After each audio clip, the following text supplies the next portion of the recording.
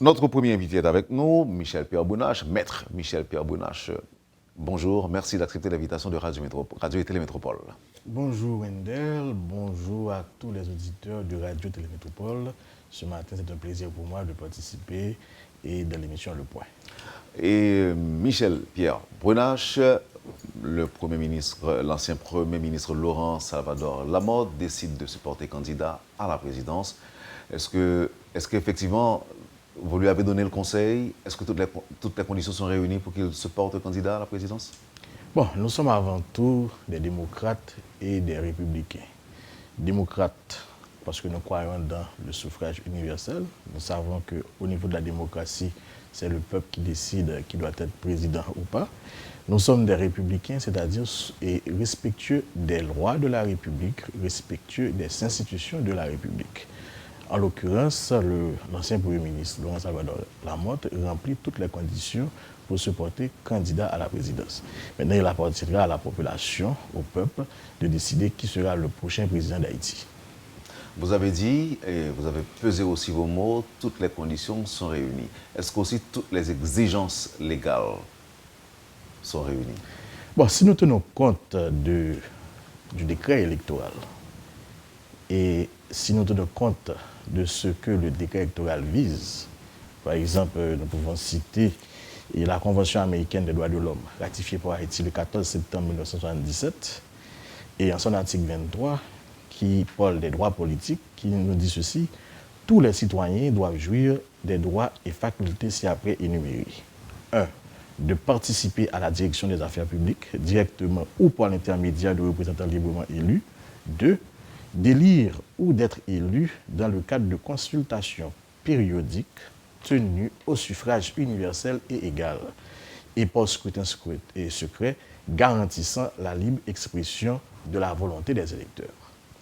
Et si nous regardons, sur la base de cette convention ratifiée par l'État haïtien, et vous connaissez ce qu'on appelle la hiérarchie des normes, où les conventions internationales dûment ratifiées, sont supérieures aux normes nationales.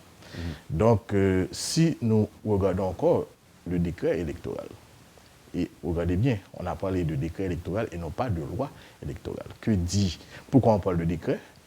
Parce que c'est une disposition législative qui a été prise non pas par le Parlement, mais par le pouvoir exécutif, en l'occurrence le Conseil des ministres. Pourquoi c'est un décret? C'est tout simplement parce que le Parlement est dysfonctionnel. Et le décret lui-même consacre ce principe de la dysfonctionnalité du Parlement. Si nous regardons les considérants de ce décret, vous allez voir qu'on dit « considérant l'impossibilité actuelle des trois pouvoirs de l'État de procéder à la formation du Conseil électoral permanent tel que prévu par la Constitution ».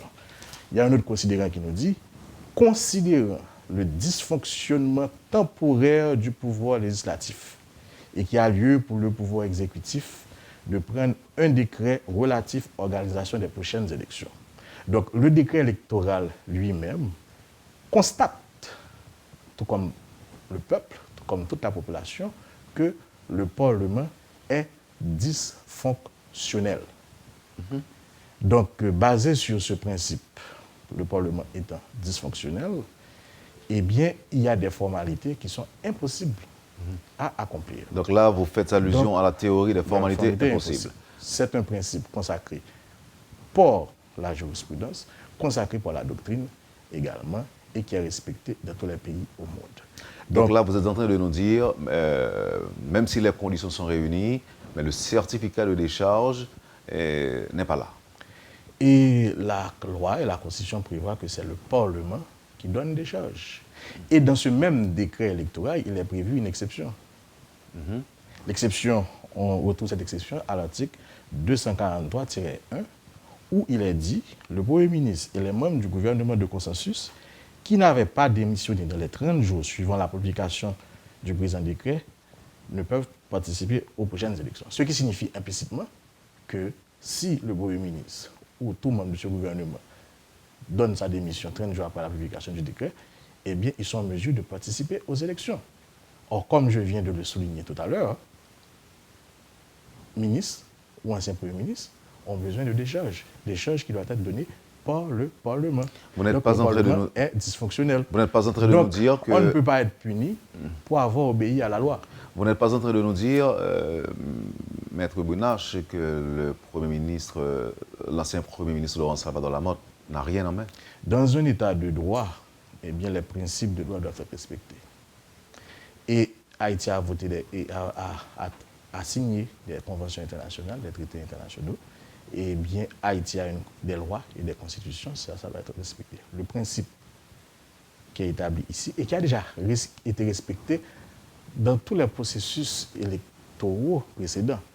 Je peux vous donner comme exemple 1990, où la Cour supérieure des comptes, dans l'impossibilité d'accomplir sa tâche de délivrer des charges aux fonctionnaires, aux anciens fonctionnaires, avait écrit au Conseil électoral provisoire pour leur demander de passer outre la question de décharge. Je peux citer des exemples où des décrets ont été pris par le pouvoir exécutif pour faciliter les anciens fonctionnaires de l'État en vue de leur permettre de participer aux élections. Là, on est en Je 2006, peux vous donner, c'est pas seulement en 2006, 1987, avec le CNG, il y avait déjà des décrets accordant des charges aux anciens fonctionnaires de l'État. Je peux vous donner comme exemple, en 1995, le 11 mai 1995, le président Jean-Bertrand Aristide avait donné des charges par décret aux anciens ministres. Et je peux vous citer l'exemple du président Boniface Alexandre en mars 2006 qui avait donné des charges aux anciens ordonnateurs et comptables de l'année publique. Et pourquoi, donc, c'est une pratique... pourquoi le président Martelly ne le fait pas en faveur de Laurent Lamotte? C'est une pratique constante, consensuelle, qui a toujours été respectée dans le pays. Parce que qu'est-ce qui a été important? Non. Pourquoi, à votre avis, le président Martelly ne le fait pas? Eh bien, Wendell, vous connaissez encore cette théorie qui parle de théorie des intérêts croisés? Non, je ne connais pas cette théorie. Vous voulez nous l'expliquer? Laissez-moi vous donner un exemple. Et intérêts croisés, c'est-à-dire que des personnes qui n'ont peut-être rien en commun, apparemment, et qui décident d'agir dans le même sens parce que, quelque part, leurs intérêts se recoupent. Et prenons, par exemple, ce qui s'est passé en décembre 2014.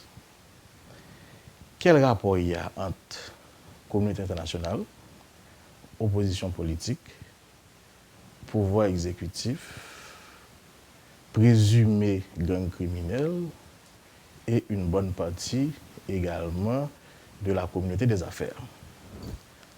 Apparemment, rien. Et pourtant, tous se sont mis d'accord pour aboutir à un seul résultat qui est le départ de l'ancien Premier ministre Laurent Lamotte. Pourquoi? Et bien justement, voici la théorie des intérêts croisés.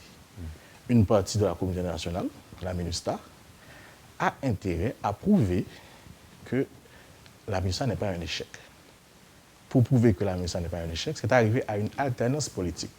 C'est-à-dire arriver à l'impossibilité à des élections où le pouvoir en place, en l'occurrence Tête Calée, ne peut pas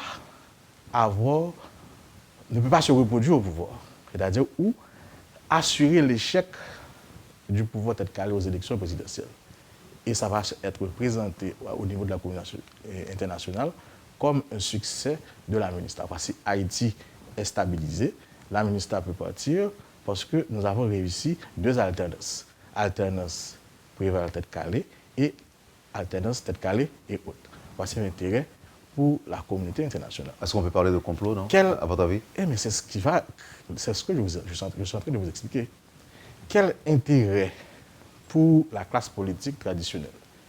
Classe politique traditionnelle qui a perdu les élections en 2010 et qui se trouve dans une situation où cette même classe de perdre les élections à nouveau en 2014-2015. Donc, éliminer un adversaire potentiel, ça fait leurs affaires. Maintenant, vous allez me dire, mais que vient faire une organisation criminelle? Bon, il y a certains qui ont cru à tort ou à raison que si telle personne est en prison, c'est parce qu'il y a une volonté politique. Si on pouvait se débarrasser du gouvernement ou bien du Premier ministre, mettre en place une structure gouvernementale plus tolérante, eh bien, il y a certains procès expéditifs qui pourraient être organisés pour permettre la libération de certains prisonniers célèbres.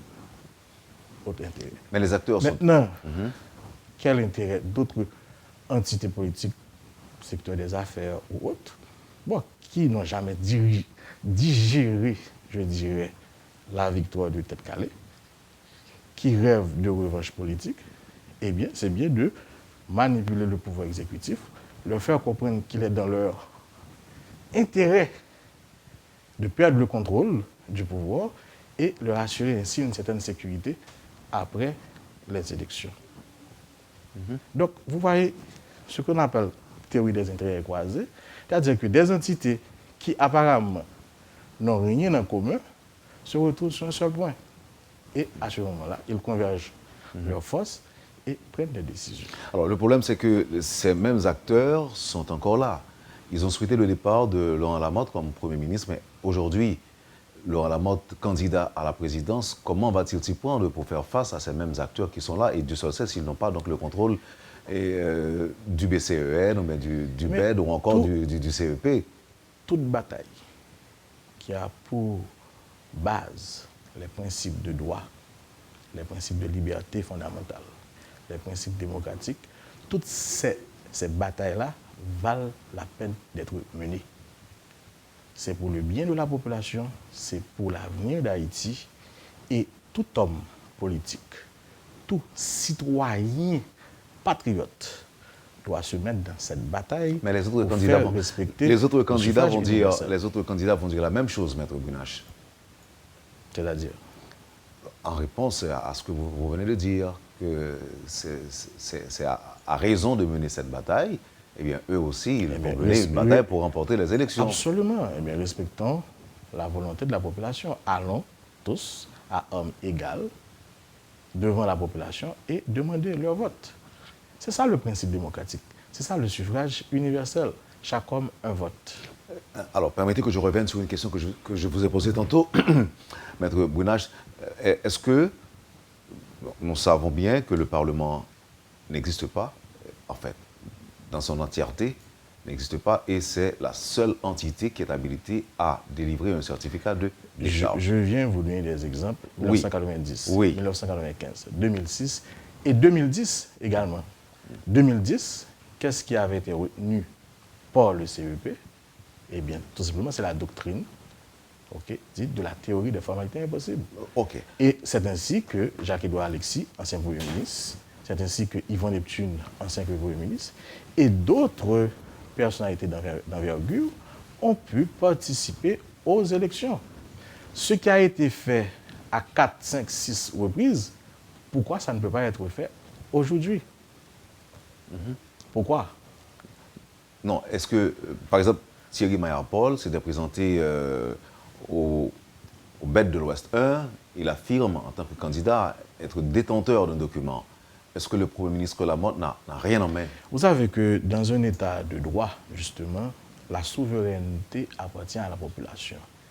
Et cette population-là, le peuple, délègue cette souveraineté à 3 pouvoirs. Le pouvoir exécutif, le pouvoir législatif et le pouvoir judiciaire.